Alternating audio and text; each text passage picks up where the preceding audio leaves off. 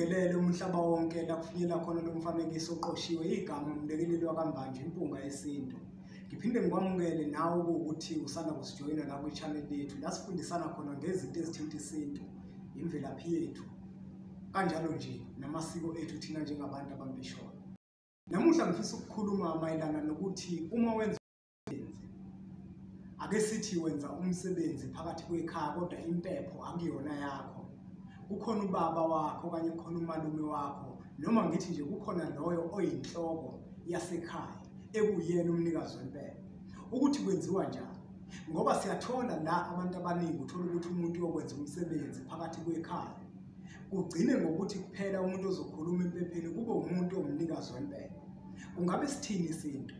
Isintu sakithi sithi uma kuwukuthi wena uyingane kodwa kukhona okuthile ofisa ukukwenza phakathi kwekhaya, mhlawumbe ufuna ukubonga ethongweni, kubalulekile ukuthi uma usuwenza lo msebenzi lo muntu lo okuyena umnikazi wempepho uzohamba aye emsamo ayoshisa impepho. Kodwa into ekufuna ukuthi ayenze ngemuva kokuba sekhulumile kufanele ukuthi akwethule wena empepheni, akwethule emathongweni akini amadala, asho ukuthi naye ingane yenu ewusibanibani ezalwa yini noma ukuthi wena oyizala leyo ngane. Kanjalo noma ingane yenza umsebenzi ekhaboni nalumelayo, kubalulekile ukuthi umalume wayo njenganomuntu oyinhloko yayo kube uyena oya emsamo empepheni afika akhuluma ukuthi nangu umshana uzokwenza umsebenzi othile.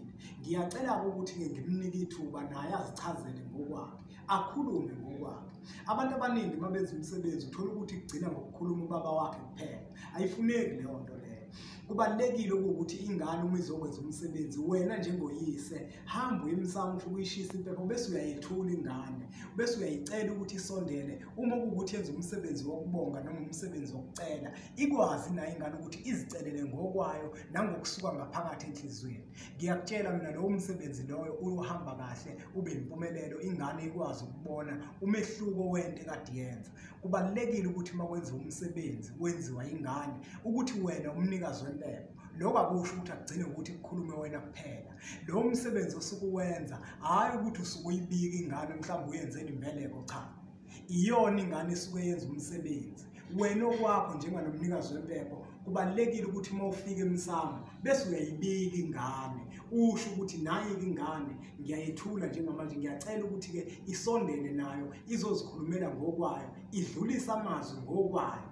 Uma kuwukuthi benza umsebenzi wokubonga, ungabonga wena njenganomnikazi wempepho, kodwa ukubonga kwakho angeke uze kufane noma ingane isizibongela yona ngoba iyona esuke icabangile ukuthi ayizizobonga ngokubona into okanye ngokubona uguquko empilweni yayo.